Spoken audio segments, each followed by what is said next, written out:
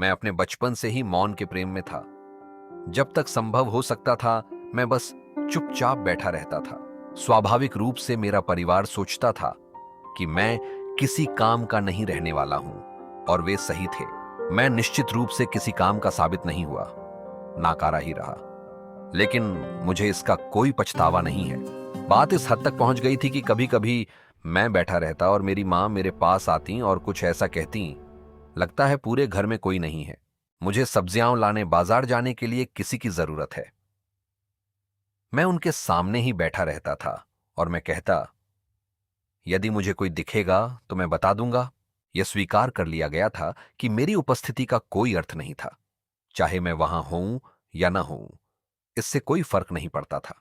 एक या दो बार उन्होंने कोशिश की और फिर पाया कि बेहतर है कि इसे छोड़ ही दिया जाए और इस पर कोई ध्यान न दिया जाए, क्योंकि सुबह वे मुझे सब्जी लाने भेजते और शाम को मैं यह पूछने आता, मैं भूल गया कि आपने मुझे किस लिए भेजा था, और अब तो बाजार बंद हो चुका है।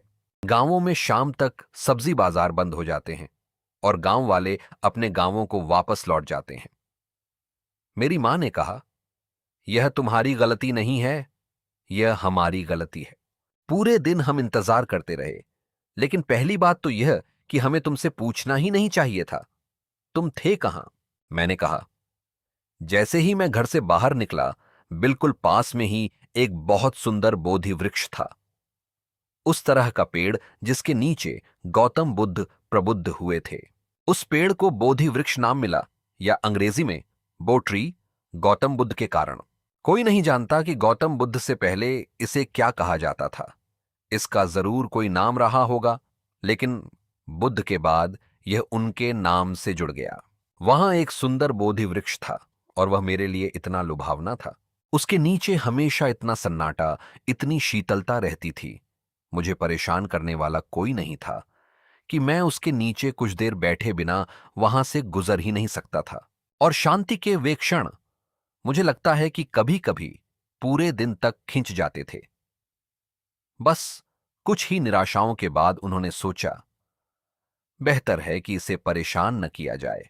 और मैं इस बात से बेहद खुश था कि उन्होंने इस तथ्य को स्वीकार कर लिया था कि मैं लगभग न के बराबर अस्तित्वहीन हूं।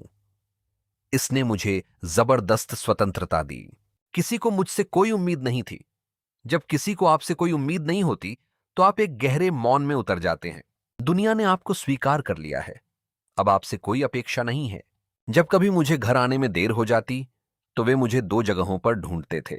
एक तो वह बोधि वृक्ष था, और चूंकि उन्होंने मुझे बोधि वृक्ष के नीचे खोजना शुरू कर दिया, तो मैंने पेड़ पर चढ़ना और उसकी सबसे ऊपरी शाखा, शिखर पर बैठना शुरू कर दिया।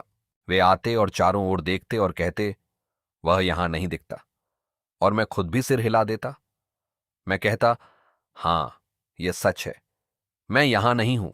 लेकिन जल्द ही मेरी यह बात पकड़ में आ गई, क्योंकि किसी ने मुझे चढ़ते हुए देख लिया और उनसे कहा, वह आपको धोखा दे रहा है। वह हमेशा यहीं रहता है, ज्यादातर समय पेड़ पर बैठा रहता है। इसलिए मुझे थोड़ा और आगे जाना पड़ा। स्कूल में ओशो का पहला दिन और Shambhu Dubey, Osho's first day at school and Shambhu Dubey, उन दिनों भारत में शैक्षणिक ढांचा प्राथमिक शिक्षा के 4 वर्षों से शुरू होता था। यह एक अलग व्यवस्था थी, स्थानीय प्राधिकारियों के अधीन। फिर 3 साल, और यदि आप उसी दिशा में आगे बढ़ना चाहते थे, वह 7 साल का होता था, और तब आपको एक प्रमाण पत्र मिलता था। लेकिन एक दूसरा रास्ता भी था, और वास्तव में वही हुआ। 4 साल के बाद आप या तो उसी क्रम में जारी रख सकते थे या बदल सकते थे। आप मिडिल स्कूल जा सकते थे। यदि आप उसी क्रम में जारी रखते, तो आप कभी अंग्रेजी नहीं सीख पाते। 7 वर्षों के बाद प्राथमिक शिक्षा समाप्त हो जाती थी और आप केवल स्थानीय भाषा में पूरी तरह से शिक्षित होते थे। और भारत में 30 मान्यता प्राप्त भाषाएं हैं। लेकिन इसके बाद